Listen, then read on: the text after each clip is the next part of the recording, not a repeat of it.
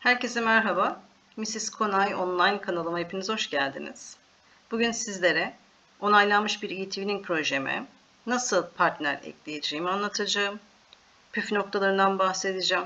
Hazırsanız başlayalım. Öncelikle ESEP platformuna giriş yapmış olmamız gerekiyor. Buraya tıkladığım zaman arkadaşlar bakın TwinSpace üzerinden genelde yanlışlıkla ekliyorsunuz.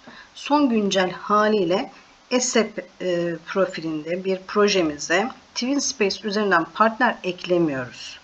Çünkü buradan partner eklemiyoruz biz. Buradan üye ekliyoruz, buradan öğrenci ekliyoruz, buradan misafir ekliyoruz. Proje partnerini buradan eklemiyoruz. Evet, ekleyebilirsiniz belki. Bu arkadaş sizin TwinSpace'inizi görebilir, sizin projenizin etkinliklerine katılabilir. Ama kalite etiketi başvurusu yaparken fark ediliyor ki o arkadaşın projesi, proje sekmesinde sizin bu projenizin adı görünmüyor. O zaman da bu sefer sıkıntı yaşayabiliyorsunuz.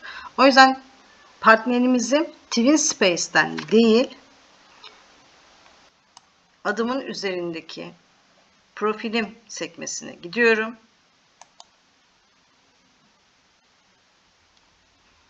Sağ tıklayıp sayfayı her zaman dilimize çevirebileceğimizi unutmayın.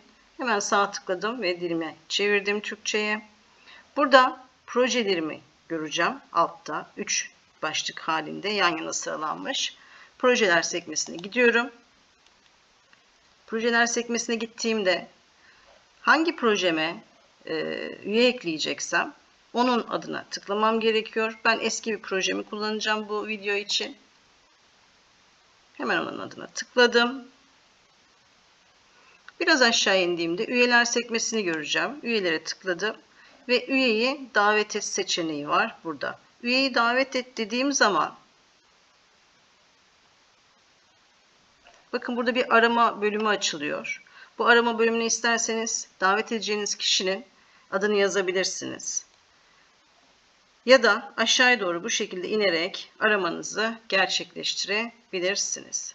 Örneğin ben İzmir İl Temsilcisi Rabia Özler Özseçer'i buradan bir aratayım.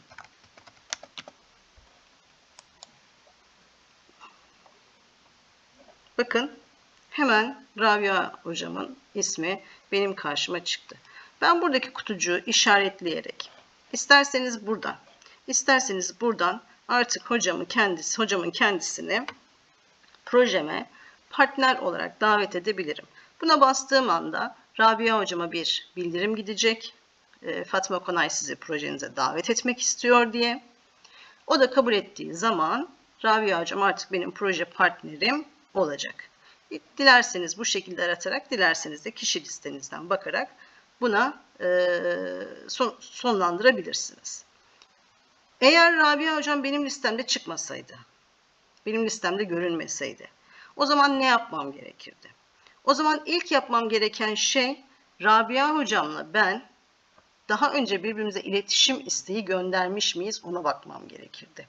Yani kişi, Rabia hocam benim iletişim kişileri listemde adı geçiyor mu? Daha önce birbirimizi arkadaş olarak eklemiş miyiz? Önce buna bakmam gerekiyor.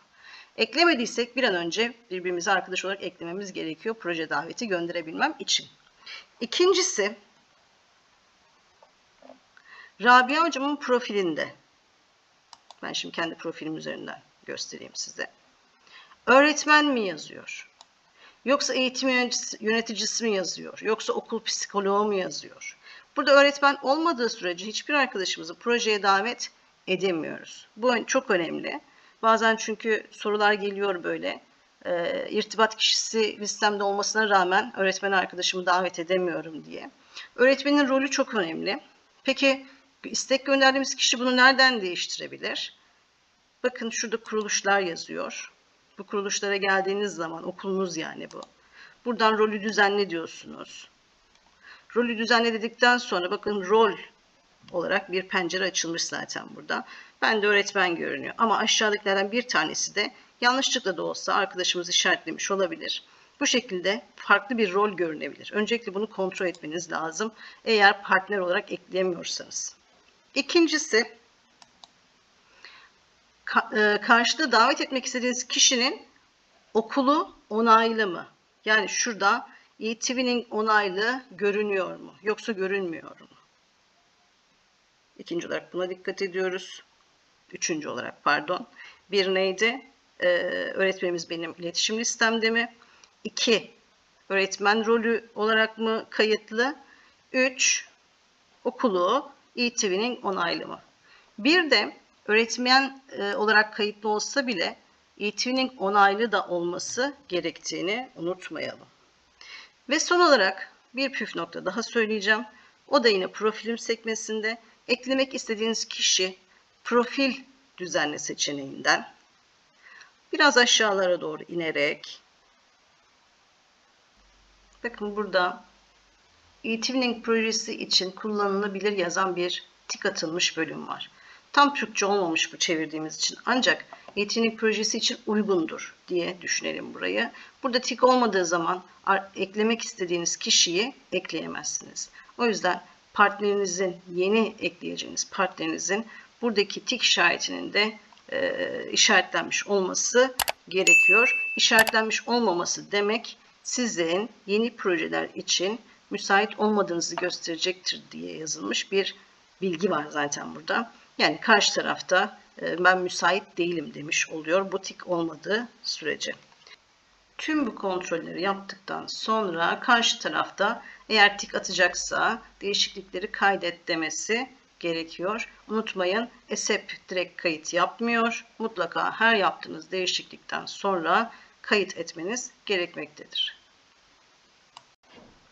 Bu videoyu faydalı bulduysanız ve devamının gelmesini istiyorsanız lütfen beğenmeyi, abone olmayı ve bildirimleri açmayı unutmayınız.